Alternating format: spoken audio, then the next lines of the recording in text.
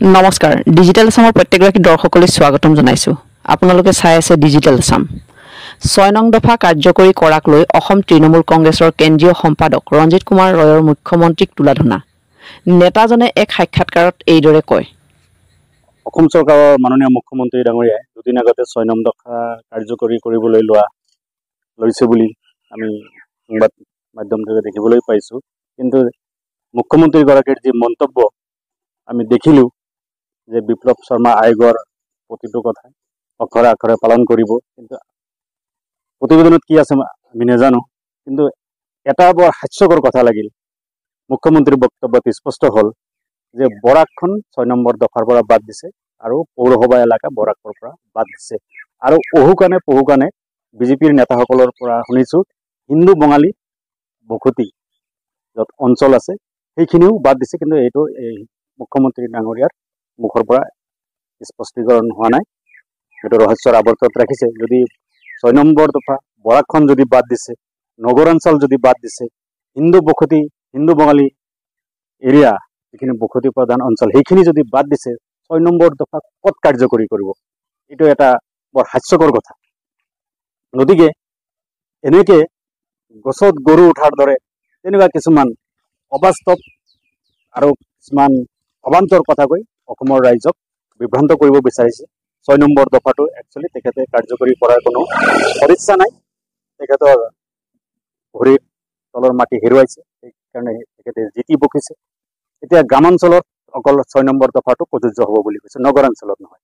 এতিয়া গাঁৱৰ মানুহ এজন যদি নগৰত মাটি কিনে, নগৰৰ মানুহ এজন যদি চাকৰি পায়, তেখেতে কি গাঁৱত অফিচত চাকৰি নকৰিবনে?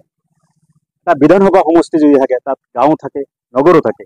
সেই পৌৰসভা এলেকাৰ পৰা যদি এজন বিধায়ক হয়, তেতিয়াহ'লে এই গ্ৰামাঞ্চলৰ বিধায়ক তেখেতে নহ'ব নেকি? গতিকে এইটো কোনো একচুৱেলি যে প্ৰকৃততে এই 6 নম্বৰ দফা তেখেতে কৰিব এইটো তেখেতৰ মতলব নহয়। আপুনি অসম তৃণমূল কংগ্ৰেছৰ সম্পাদক হিচাপে আপুনি এইটো কাৰ্যকৰী হোৱাটো বিচাৰে নে নিবিচাৰে?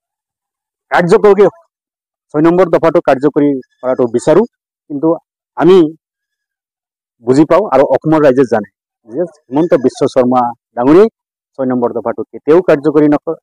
অসমৰ মানুহক বিভ্ৰান্ত কৰি ডাঙৰ এটা টুপি পিন্ধাই 6 নম্বৰ দফাটো এই যে কাৰ্যকৰী কৰিবলৈ লৈছো, ভোটৰ ৰেখাত তেখেতে এইটো কৈছে। কিন্তু তেখেতৰ সাহস আছে নেকি যে 51ৰ পিছত অহা যিখিনি হিন্দু বঙালী, 51ৰ পৰা 71লৈ বিজেপিয়েতো 2014লৈকে তেখেতলোকে গোটেই হিন্দু বঙালীখিনিক নাগৰিকত্ব দিছে, নাগৰিকত্ব দিম বুলি কৈছে।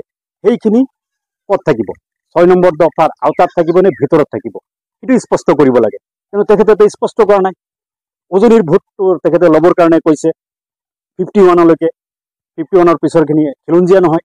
কিন্তু যেতিয়া হিন্দু বঙালী বসতি প্ৰধান অঞ্চলত যায়, তেতিয়া কয় হিন্দু বঙালীৰ কাৰণে কোনো চন তাৰিখ নাই, 1951 চনটো নহয়, হিন্দু বঙালীৰ কাৰণে কোনো চন তাৰিখ নাই। গতিকেলৈ এইটো কি বুজাইছে? বৰাকত কোনো আইন নাই, বৰাকত 6 নম্বৰ দফাটো নপৰে, নগৰাঞ্চলত নপৰে, আৰু হিন্দু বঙালীৰ কাৰণে 6 নম্বৰ দফাটো প্ৰযোজ্য নহয়। তেতিয়াহ'লে কাৰ কাৰণে? গতিকে তেখেতে যে 6 নম্বৰ দফাটো কাৰ্যকৰী নকৰে এইটো স্পষ্ট। আৰু এইটো অসমৰ ৰাইজ ইমান বুৰ্বক নহয় যে তেখেতে যিটো ক'ব সেইটোৱে বুজি পাব। নিজা বিবেক বিবেচনা অসমৰ ৰাইজৰ আছে আৰু এইখিনি বিবেচনা অলৰেডি কৰিছে।